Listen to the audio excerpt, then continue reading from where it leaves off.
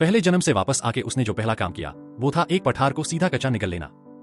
Exclaims. और सिर्फ यही नहीं, पूरी क्लास के सामने उसने अपनी जान से प्यार करने वाली लड़की को एक बैम्बू ग्रीन पिट वाइपर जिंदा निगलने पर मजबूर कर दिया।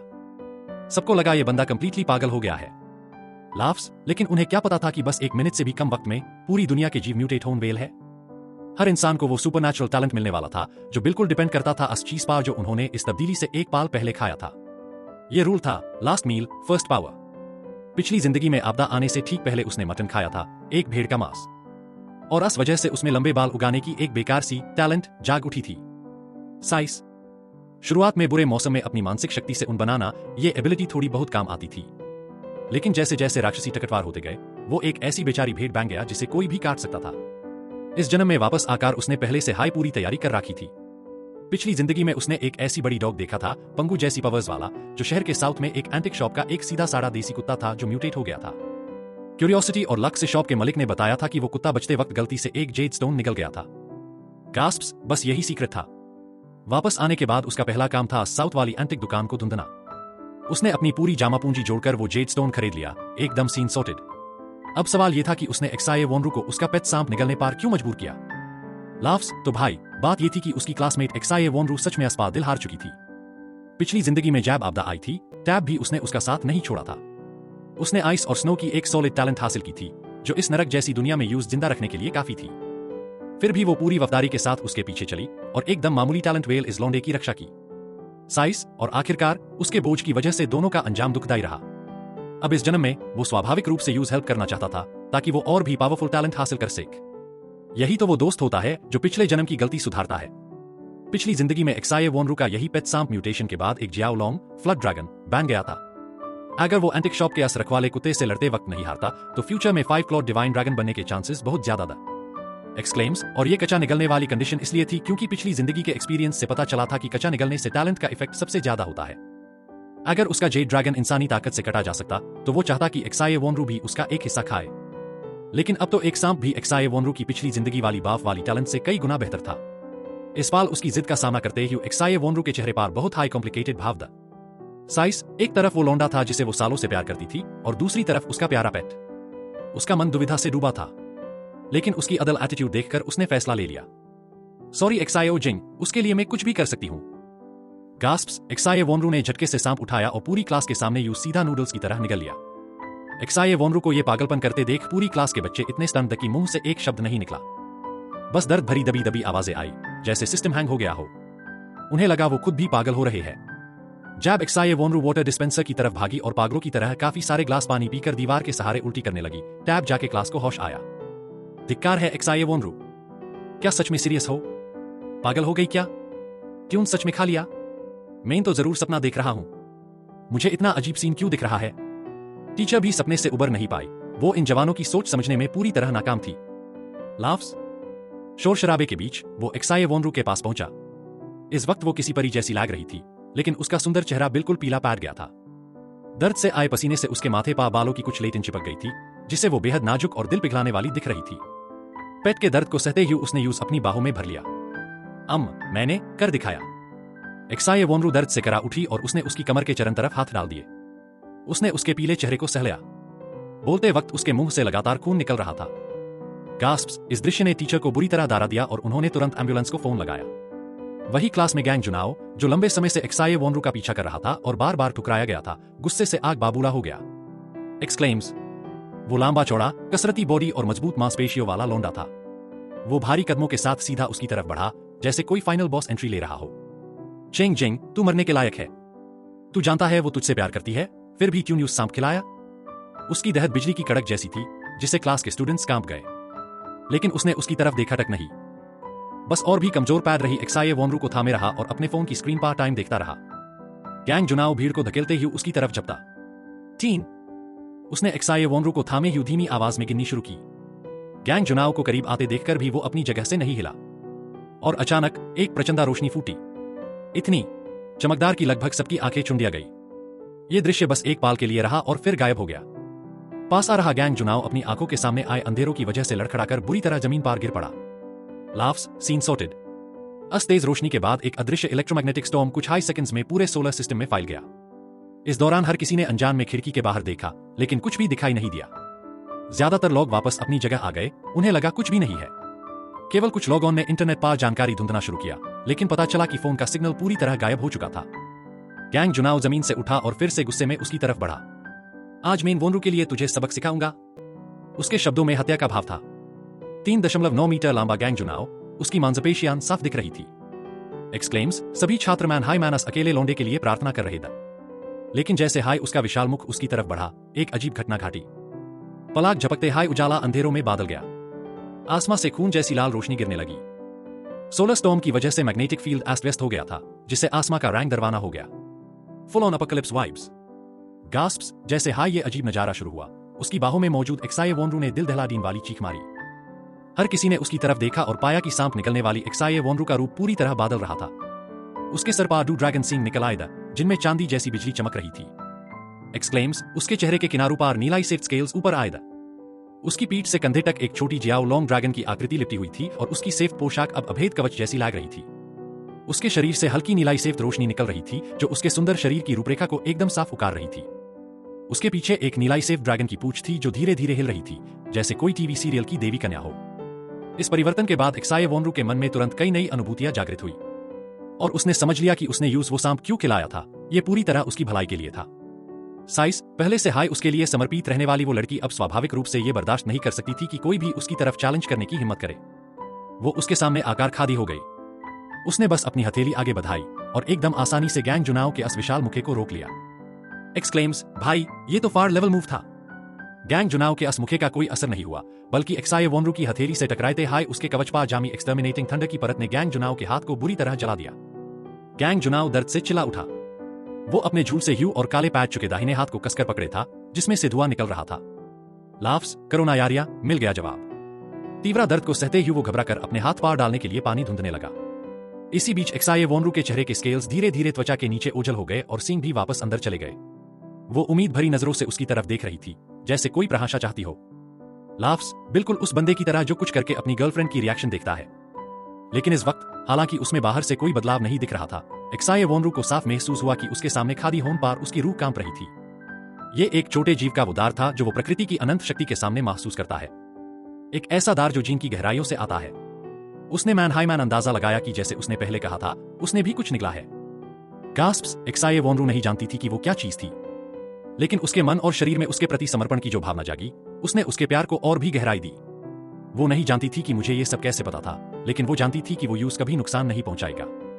उसकी वर्तमान शक्ति मेरी हाई दी हुई थी। तभी खिड़की के बाहर से एक इंद्रधनुष रोशनी भीतर आई, जो और भी चमकदार होती गई और काली रात को किसी जलते ह्यू लाल दिन की तरह रोशन कर दिया।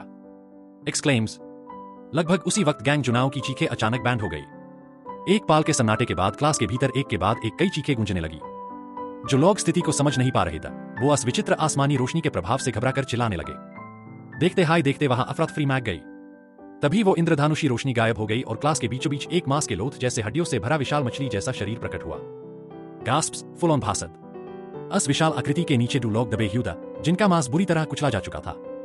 बाकी लोग ये देखकर दार के मारे जमीन पर गिर पड़े और कांपते हुए उन दोनों शरीरों को देखने लगे। इस खौफनाक विशाल आकृति से चबाने की आवाजें आ रही थी। बाकी भीड़ के बीच कई और विचित्र आकृतियां भी गुल मिल गई थीं। कुछ भूतों जैसी छोटी बंदर, कुछ मुड़े हुए कीड़े जैसे, तो कुछ भेड़िए जैसी फूर्ती वेल। लेकिन उन सब में एक बात कॉमन थी। सबकी खाल उद्धे मांस जैसी थी और वो दिखने में बेहद डरवानेदार, जैसे नरक से निकले हुए शैतान हो, फुल विलन एनर्जी। एक्सक्लेम्स, वो क्लास के सामान्य छात्रों का पीछा कर रहे थे। अपने नुकीले हथियारों और दांतों से वो जिसे भी पकड़ लेते, यूज बीच से फैट कर देते और उसका मांस खाने लगते। क्लास जो पहले बस थोड़ी अस्त व्यस्त थी, अब एक नरसंहार का मैदान बन चुकी थी। बिल्कुल नरक जैसी लग रही थी। क्लास मॉनिटर जंग शुमरा होकर ये सब देख रहा था। उससे समझ नहीं आ रहा था कि आखिर हुआ क्या। 2 बार रोशनी चमकने के बाद पूरी दुनिया इतनी कैसे बादल गई। वो नहीं जानता था कि इस रोशनी और इलेक्ट्रोमैग्नेटिक स्टॉर्म में एक अजीब शक्ति छिपी थी। गास्प्स, इन्हीं दोनों के मेल से हाई म्यूटेशन पैदा हुआ था। केवल वो इंसान जिनका मन पर्याप्त रूप से मजबूत था और जो इस अजीब शक्ति के कटाव को साह सेक, वो हाई अपने शरीर के भीतर मौजूद बाहरी वास्चुअन के आधार पर अलौकिक क्षमताएं हासिल कर पाए, जिसे नकली दिव्या हथियार, मिमिक डिवाइन वेपन कहा जाता है। गैंग जुनाओ क्लियरली मजबूत मन वाला नहीं था। Laughs, surprise surprise. जब वो सुना खा रहा था तो वो इस अजीब क्षति के प्रभाव को नहीं रोक पाया। हिंसक और विचित्र ऊर्जा तेजी से उसके शरीर के हर कोने में फैल गई।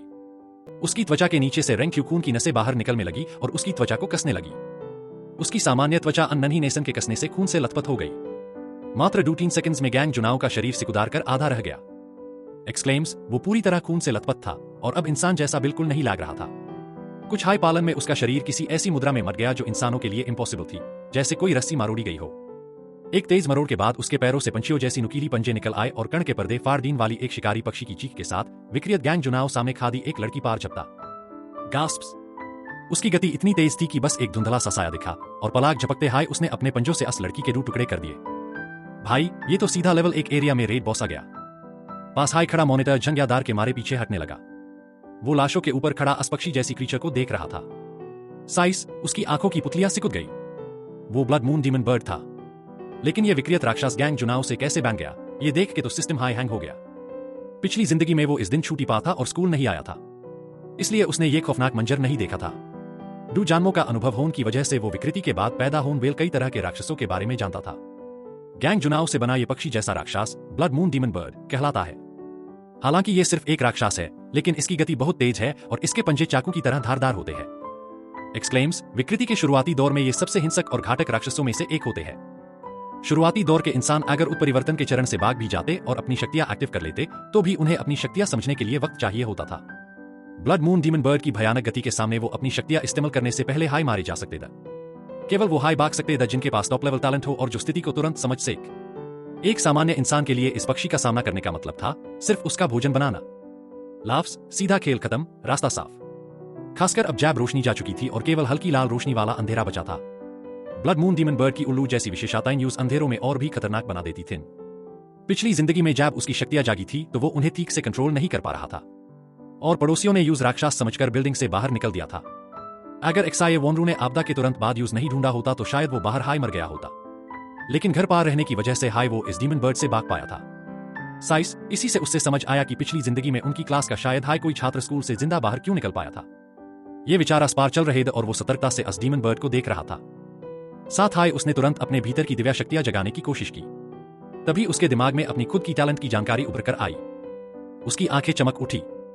Exclaims, blood moon demon bird, आज मैं तुझ पार हाय अपना हाथ आजमाऊंगा।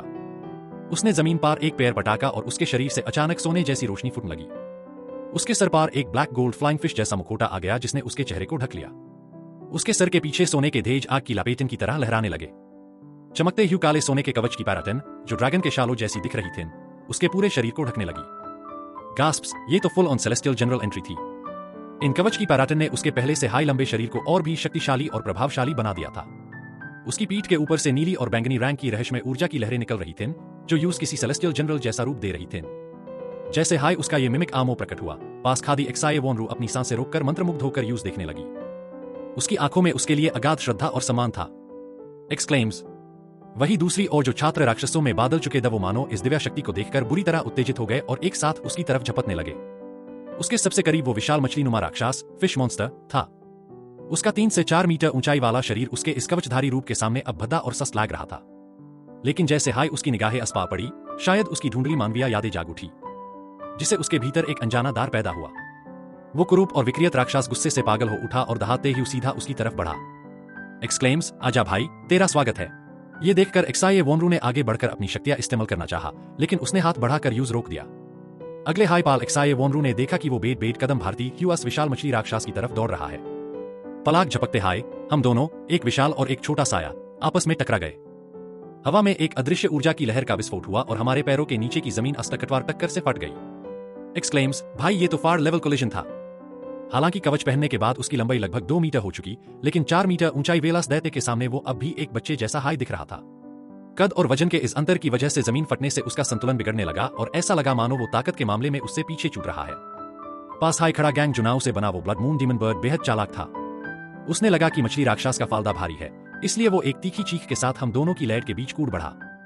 लाफ्स, काफी स्मार्ट मूव विलन भाई।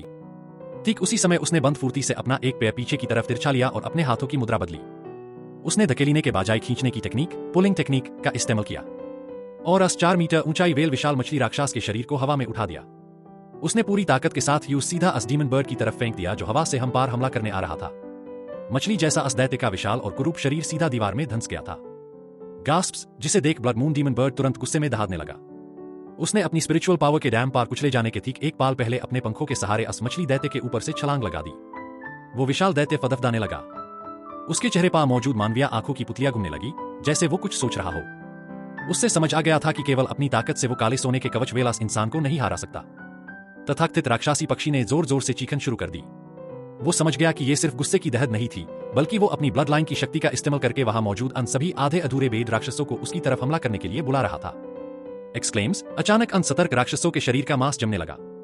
उनके चेहरे और भी भयानक हो गए। कई राक्षसों ने अपने मुंह में दबा मांस छोड़ दिया और एक साथ उसकी तरफ झपट पड़े। वो पक्षी चुपके से सीलिंग की तरफ उड़ गया, मौके की तलाश में। चालाक साला। उसने अपने मजबूत दाहिने हाथ से मुट्ठी काशी और उसके पीछे की बैंगनी आभा तुरंत एक चमकते ह्यू काले सोने की विशाल कुल्हाड़ी शार्प जॉइंट AX में बादल गई। गास्प्स। तभी ऊपर से पक्षी ने अपनी जान की बाजी लगाकर उसकी तरफ हमला किया, लेकिन उसने मुस्कुराते ह्यू अपनी स्काई ओपनिंग AX ऊपर की तरफ घुमा दी। ये मोमेंट था यार। कुल्हाड़ी से एक विशाल प्रकाश निकला जिसने अस राक्षसी पक्षी को बीच से 2 टुकड़ों में काट दिया। एक्सक्लेम्स, कांड हो गया, सीन सॉर्टेड, विलन फिनिश्ड। जैसे हाय उसने यूज खत्म किया, पूरा कमरा शांत हो गया। उसके सहपाठी ये देखकर डांग रह गए और बाकी राक्षसों ने भी उसके शरीर से निकलने वाली पंगु ब्लड लाइन की शक्तिशाली गंध को महसूस किया। वो सब रुककर उसकी तरफ देखने लगे। उसने बिना किसी झिझक के छलांग लगाई और बिजली की गति से बाकी राक्षसों को मारना शुरू कर दिया। 3 मिनट के भीतर क्लास के सभी राक्षस साफ कर दिए गए। Exclaims, 3 minute. 3 मिनट में पूरा क्लीन अप, भाई ये तो गौटिया एफिशिएंसी है। तभी जीवित बचे लोग बाहर निकलने के लिए शोर मचाने लगे।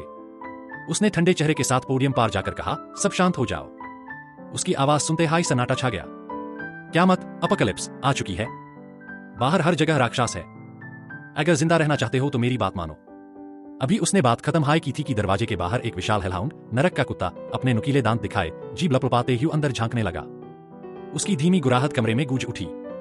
इसी बीच भीड़ में से एक लड़की दार के मारे चीख पड़ी, जिसे वो कुत्ता और भी हिंसक हो गया। एक्सक्लेम्स, भाई किसी ने तो इसको बेसिक सर्वाइवल टिप्स देनी चाहिए थी। उसने अपनी निगाहें अस्पार जमा दी। पिछले जन्म में इसी कुत्ते ने स्कूल में शिकार करके खुद को विकसित किया था और 3 हेडेड हेलहाउंड बनकर शहर का राजा बन गया था। तभी एक्साये वोनरू की एक्सटर्मिनेटिंग लाइटनिंग ने यूज झूलसा दिया, जिससे वो और भी पागल हो गया। गास्प्स, उसने काला धुआं उगला जिसे मेज कुर्सी राख हो गई। ये देखकर कि वो बिजली से भी नहीं मारा, उसने खुद मोर्चा संभाला। उसने अपनी कुल्हाड़ी अस कुत्ते की ओर फेंकी और खुद भी एक वाइल्ड बुल की तरह यूज जा टकराया और यूज जमीन पर पाठक दिया। वोनरू ने तुरंत उससे एक हथियार दिया और उसने बिना मौका गवाए अस कुत्ते की गर्दन काट दी। एक्सक्लेम्स, फार लेवल फिनिश। उसने उसके शरीर को चीर कर एक सेफ क्रिस्टल निकला, जिसे लिंगजही स्पिरिचुअल क्रिस्टल कहा जाता है। आईएससी सोख कर अवेकनर्स अपनी शक्ति बढ़ा सकते हैं। पिछले जन्म में वोनरू ने उसका साथ कभी नहीं छोड़ा था, इसलिए उसने वो कीमती क्रिस्टल यूज दे दिया। साइस, ये छोटी सी जेस्चर पूरी एक पिछली जिंदगी की कीमत थी। उसने आईएससी अपनी भौहों के पास रखा और सोख लिया, जिससे उसकी शक्ति लेवल 2 तक पहुंच गई। फिर वो उस लड़की के पास गया जिसकी चीख ने कुत्ते को बुलाया था। उसने बिना दया दिखाए एक हाई बार में उसका सर धड़ से अलग कर दिया। गास्प्स, भाई ये तो सीधा हार्शेस्ट सर्वाइवल रूल एनफोर्स हो गया। अब वहां दर्जन भर लोग हाई बचेदा। तभी बाहर से और भी चीखें आने लगी। यूज पता था कि स्कूल के राक्षस अब झुंड स्वाम बना रहे हैं। उसने तुरंत दरवाजा बैंड करने का आदेश दिया और सबको खिड़कियां दरवाजे बैंड करने को कहा। तभी क्लास की ब्यूटी जो किन्यान ने बाहर अपनी सहेली को मरते देखा और दया से उसकी आंखें भर आई। वो दरवाजा खोलने की कोशिश करने लगी। साइस, भाई सबसे बड़ा एनिमी सर्वाइवल में सिंपैथी है। उसने उसका हाथ मजबूती से पकड़ लिया। क्या तुम सबको इसके साथ मरवाना चाहती हो? उसने बाव जैसी ठंडी आवाज में पूछा। उसने गुस्से में कहा, चिंग चिंग, तुम इतने पत्थर दिल कैसे हो सकते हो? उसने मुस्कुराते हुए कहा, ठीक है, अगर तुम्हें मैं पत्थर दिल लगता हूं तो तुम खुद मसीहा बन जाओ। उसने अपना मिमिक आर्मर एक्टिवेट किया, दरवाजा खोला और यूज धक्का दे दिया बाहर। लाफ्स, भाई ये तो एकदम सीधा consequences of your choices moment था। बाहर निकलते हाय वो दार गई और दरवाजा पिटने लगी। चिंग चिंग, मुझे अंदर ले लो। लेकिन बाहर के भूखे राक्षसों ने यूज घेर लिया। अंदर सब समय ह्यूद और बाहर यूज खाए जाने की आवाजें आ रही थीं। वो दरवाजे के पीछे सतर्क खड़ा रहा। साइस, अगर कोई राक्षस अंदर आता तो वो अपनी जान की बाजी लगाकर भी वोनरू को यहां से सुरक्षित बाहर निकलता। यही था उसका असली भोकाल, ना पावर ना टैलेंट, बस वो एक कमिटमेंट जिसके लिए 2 जिंदगियां कम थी।